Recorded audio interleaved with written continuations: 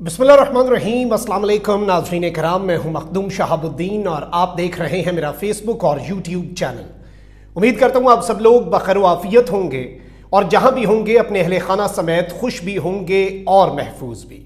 नाज़रीन कराम, इमरान खान ने एक बहुत बड़ी पेशकश कर दी है। अब तक का सबसे बड़ा ब्रेक थ्रू इस वक्त मुतवक्के है और बहुत बड़ी सुलह होने जा रही है। इस सबके अंदर इमरान खान ने पाकिस्तान की अफवाज के सिपा सालार जनरल आसिम मुनीर को मुलाकात के लिए बुला लिया है। नई तारीख रकम हुई है, जबकि दूसरी जानिब कप्तान ने तोशा खाना से लेकर तमाम तर इल्जामात को एक झटके में ही उड़ा दिया है और बुशरा बीबी करप्शन के मामले पर जो नैब में पेशी भी है, अभी इमरान खान ने आर्मी चीफ को एक चैलेंज दिया है। ये सारी बड़ी इंपॉर्टेंट डेवलपमेंट्स हैं, बहुत बड़ी अपडेट्स हैं। इसके साथ ही साथ इस वक्त इंतखाबात के मामले पर क्या पेशरफ्त है, अभी तक की क्या लेटेस्ट डेवलपमेंट्स हैं और इस वक्त क्या चीजें हो रही हैं, मैं ये सारी की सारी अपडेट्स अभी तक की जो हैं, क्योंकि ये बहुत तेजी से फास्ट तरीके से फास्ट पेस्ड है ये जो पॉलिटिकल डेवलपमेंट्स इस वक्त चल रही हैं। वजीर आजम शहबाज शरीफ से साबिक सदर आसिफ अली जरदारी और जमीयत उलमा इस्लाम और पाकिस्तान डेमोक्रेटिक मूवमेंट के सरबराह मौलाना फजलुर रहमान ने मुलाकात की है। मुल्क की सियासी सूरत हाल पर इस पर बड़ा तफसीली एक आप कह लें कि डिबेट हुई, वहां पर बड़ी गुफ्तगू हुई और तीन बड़े जो हैं इस मिक्स अचार के ऑपोजिशन इत्तेहाद जो कि बाद में हुकूमत इत्तेहाद बना, उसके वो इस वक्त इकट्ठे होकर सर जोड़ के बैठे। जराए ने बताया है कि मुलाकात में सदर की जानिब से इंतखाबात के ऐलान की बाद की सूरत हाल पर तबादला ख्याल किया गया। सदर मुमलिकत आरिफ अलवी ने पंजाब के इंतखाबात के लिए 30 अप्रैल की तारीख, जारी बात है आपको पता है, दी हुई है। इलेक्शन कमीशन ने एक मरासला सदर को लिखा जिसमें पंजाब की तारीख के वाले से 30 अप्रैल से लेकर 7 मई तक की डेट्स थी। उसके अलावा एक गवर्नर खैबर पख्तूनख्वा को भी मरासला लिखा है, उस पर भी अपडेट आपको मैं दे देता हूं। गवर्नर खैबर पख्तूनख्वा गुलाम अली का कहना है कि अगर इलेक्शन कमीशन ने कहा तो इंतखाबात की तारीख दे दूंगा, यानी सुप्रीम कोर्ट के कहने पर नहीं। और पता नहीं अब इसमें क्या गेम करना चाह रहे हैं, अलबत्ता अभी तक इन्हें इलेक्शन कमीशन से मुशावरत करके तारीख दे देनी चाहिए थी। इन्होंने कहा है कि अगर इलेक्शन कमीशन ने उन्हें सूबाई असम्बली के इंतखाबात की तारीख से मुतल्लिक मरासला भेजा तो वो तारीख दे देंगे। मरासला जा चुका है, पता नहीं इस पर कहाँ तक और कब जाकर ये अमल करेंगे।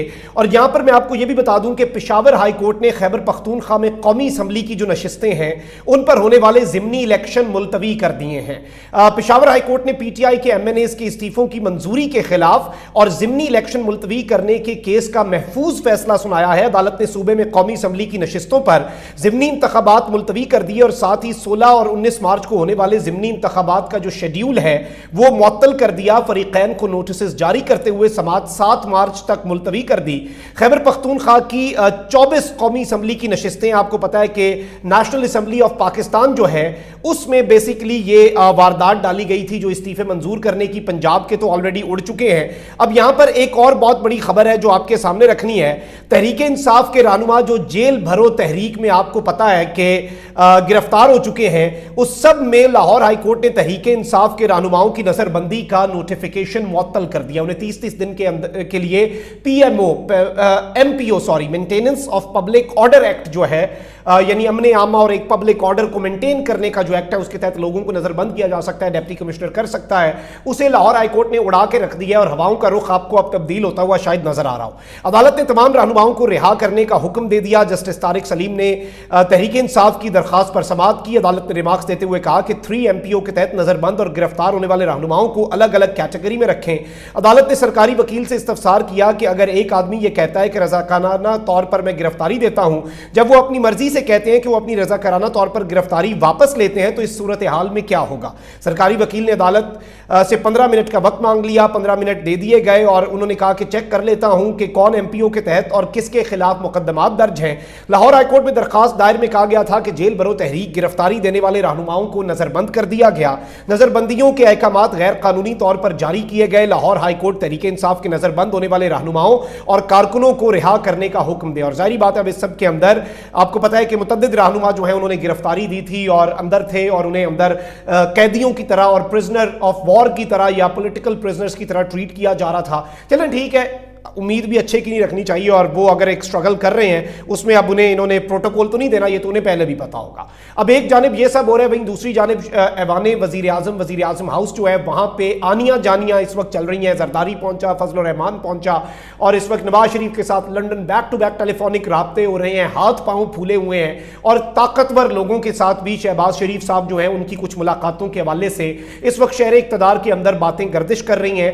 ऑल्दो मैं ये समझता हूं कि जब तक मुझे तस्दीक नहीं हो जाती, मैं लगा हुआ हूं, लेकिन जब तक मुझे तस्दीक नहीं हो जाती मैं वो खबर उस वक्त तक आपके सामने नहीं रखूंगा। ऑब्वियसली इस वक्त बहुत से साफी से क्लेम कर रहे हैं और बहुत मुख्तलिफ जगहों से ये क्लेम्स जो है इस वक्त सामने आ रहे हैं।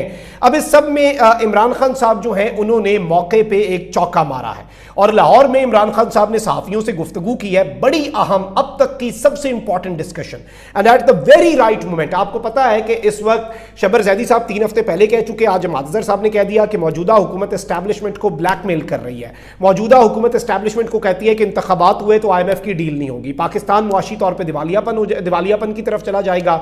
दिवालिया से असल में इस वक्त बदतर सिचुएशन हो चुकी है, अगर ये दिवालिया भी कर देते तो शायद हालात उसके बाद फिर ठीक होना शुरू हो जाता, लेकिन अभी बेहतरी की उम्मीद नहीं है। इसहाक डार साहब की जो तजुर्बाकारी है वो मुल्क के लिए तबाहकुन साबित हो रही है। इसहाक डार साहब भी शहबाज शरीफ साहब की तरह इक़्तिदार और कुर्सी से इसी तरह चिपकना चाह रहे हैं जैसे च्युइंगम बालों के साथ चिपक जाती है और जब आप उसे उतारते हैं तो गंद मच जाता है। ट्राई मत कीजिएगा बालों के साथ च्युइंगम चिपकाने का, लेकिन अगर आपका इत्तफाक हुआ है किसी के बालों के साथ अनफॉर्चुनेटली च्युइंगम चिपक गई हो तो उसे जिस तरह से उतारा जाता है ना मुश्किल से, वैसे ही शहबाज शरीफ साहब को उतारना पड़ेगा, इसहाक डार साहब को उतारना पड़ेगा।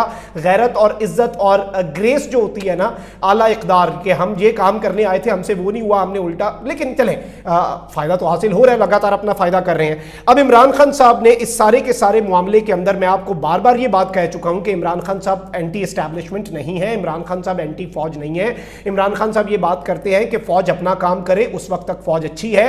फौज के अंदर अगर कोई गलत काम करेगा उस शख्स को बुरा कहा जा सकता है, मिनहसुल इदारा आप अफवाज पाकिस्तान के ऊपर कोई बात नहीं कर सकते। और मेरा शायद पहले दिन से, डे 1 से यही मौक़िफ़ रहा है। बहुत से लोगों को बीच में अच्छा भी नहीं लगता था, बीच में एक सर्टन फेज आया, पैच आया, बहुत से लोगों को लगा कि आप उस तरह से अटैक्स नहीं करते। अलबत्ता आप देख लें कि इमरान खान साहब ने जब कह दिया कि पाकिस्तान के लिए पाकिस्तान की फौज ज्यादा जरूरी है, और ये मैं हमेशा बात करता हूं कि पिछले 11-12 महीने में खान साहब का पॉलिटिकली फायदा हुआ है, लेकिन सबसे ज्यादा नुकसान अगर किसी को है, PDM वालों का क्या, इनकी सियासत पहले भी दफन थी, अब भी दफन है। इन्होंने क्या, इन्होंने तो केस माफ करवाए, फायदे में तो रहे। ये सबसे ज्यादा नुकसान मेरे इदारे का हुआ है। पब्लिक और इदारे के हवाले से जो एक वो था ना अटूट ताल्लुक, जो कि नहीं टूटा, लेकिन उसके अंदर बहुत सी चीजें अभी ऑब्वियसली आपको फिर से करनी पड़ेंगी उस हिसाब से।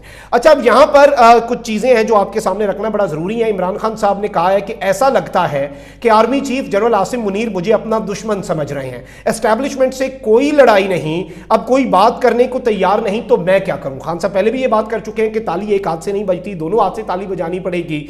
और इस वक्त अगर किसी को यह खाम ख्याली है कि स्टेटमेंट का मतलब यह है कि इमरान खान एस्टैब्लिशमेंट से कोई इशारा मांग रहे हैं, एम्पायर की उंगली, नहीं। इमरान खान साहब के वाले से मैं बार बार यह बात करता आया हूं कि जो ट्रस्ट डेफिसिट है, जो कम्युनिकेशन गैप है, अदावतें थी, तगाफुल था, रंजिशें थी, मगर बिछड़ने वाले में सब कुछ था, बेवफाई न थी। वो जो कम्युनिकेशन गैप है, वो जो ट्रस्ट डेफिसिट है, वो कम्युनिकेशन चैनल्स जब तक एस्टैब्लिश नहीं होते उस वक्त तक वो ट्रस्ट डेफिसिट खत्म नहीं होगा। लाहौर में साफियों से गुफ्तगू करते हुए इमरान खान ने कहा कि मेरी एस्टैब्लिशमेंट से कोई लड़ाई नहीं, लेकिन इसके साथ एक और बात भी कर दी कि कोई ये समझता है कि मैं घुटने टेक दूं तो ये भी नहीं हो सकता। अब कोई बात करने को तैयार नहीं तो मैं क्या करूं। मुल्क की बेहतरी के लिए मैं आर्मी चीफ से बात करने के लिए तैयार हूं। अगर मेरा मुल्क किसी तरीके से बचता है, अगर मेरे मुल्क के लिए यही बेहतर है, तो मैं पाकिस्तान की फौज के सिपा सालार के साथ बैठने के लिए तैयार हूं।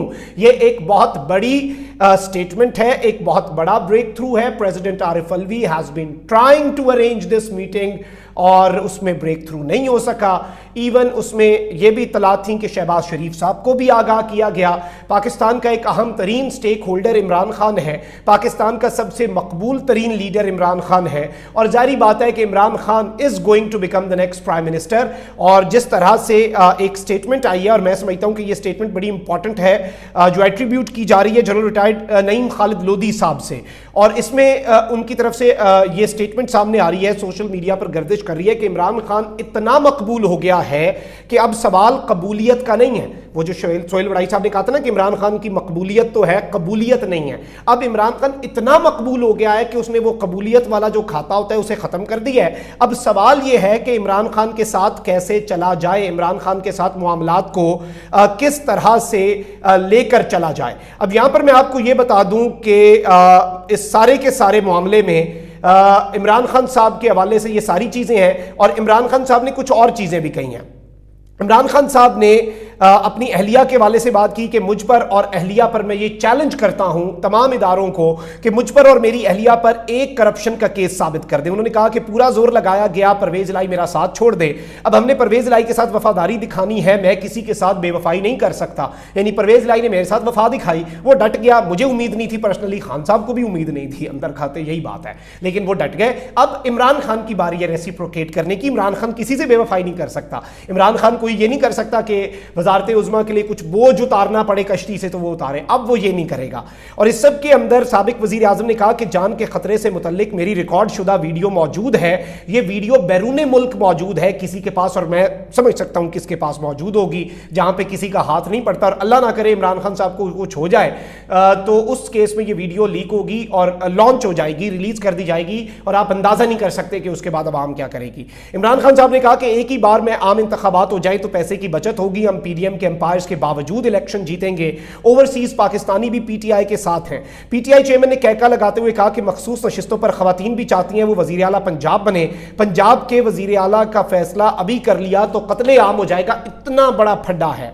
उनका कहना था कि इस्लामाबाद हवाई जहाज से न जाने का फैसला रात 12 बजे किया। खबर आई थी मुझे एयरपोर्ट से गिरफ्तार करके बलूचिस्तान ले जाना चाहते हैं, जिन्होंने मेरी हिफाजत करनी है, मुझे उनसे ही खतरा है, जेल में डालने से और वोट पड़ते हैं। इमरान खान ने कहा कि आर्मी चीफ ही मेरे खिलाफ कोई करप्शन का केस निकाल लेंगे। चैलेंज दिया है कि आर्मी चीफ लगे काम पे और मेरे खिलाफ आर्मी चीफ ही कोई करप्शन का केस निकाल के दिखा दें। ऐसे लगता है आर्मी चीफ मुझे अपना दुश्मन समझ रहे हैं, हमारी एस्टैब्लिशमेंट को समझ नहीं है कि सियासत क्या होती है। जनरल रिटायर्ड बाजवा ने मेरी कमर में चाकू मारा, उन्होंने रूस की मुखालफत में तकरीर की। इस तकरीर पर जनरल बाजवा का कोर्ट मार्शल हो जाना चाहिए कि नेशनल पॉलिसी फॉरेन पॉलिसी के खिलाफ उसने स्टेटमेंट कैसे दी। उन्होंने कहा कि सऊदी वली अहद मोहम्मद बिन सलमान अब भी मेरे साथ राब्ते में है, फौज का मजबूत होना बहुत जरूरी है। तो आज इमरान खान ने बाज़ाब्ता तौर पर सारे के सारे जो कॉन्सेप्ट्स हैं वो क्लियर किए हैं और हर वो बात कर दी है जो इमरान खान पर इल्जाम लगता था, और जनरल आसिफ मुनीर के कोर्ट में बॉल जो है वो इमरान खान ने फेंक दी है। अब देखना यह है कि आगे चीजें किस हिसाब से चलती हैं। अपना बहुत ख्याल रखें। अल्लाह निगहबान। पाकिस्तान जिंदाबाद।